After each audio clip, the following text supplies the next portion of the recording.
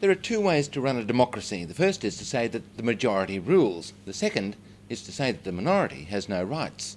Say three friends go to lunch every Friday. One of them always votes to eat Italian, the other two always Chinese. If the majority always rules, they'd eat short soup every week.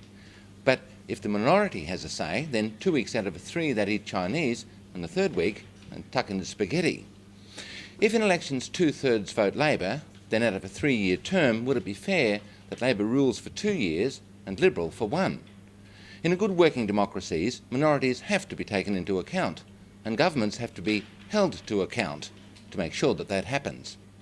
How many advisers has Mike Rand taken to Copenhagen? I asked the government's media unit manager Rick Morris this morning, and he gave a straight answer, and straight away. There's 4 in the South Australian delegation. Canberra reporters are trying to find out how many are in the Kevin Rudd contingent. A Prime Ministerial aide said 50, maybe 60 tops, but ask conference organisers and they'll say that there are 114 Australians, states included. Size of delegation remains a mystery, mourned writer Christian Kerr in The Australian. Who's making the wildly unpopular decision to sell a beautiful, permanent public park in Woodville to developers, while we get a piece of toxic land in return? Temporary Labor councillors in the talons of Labor members of State Parliament, supported by a handful of developers who'll make a fistful of money while giving the public the finger.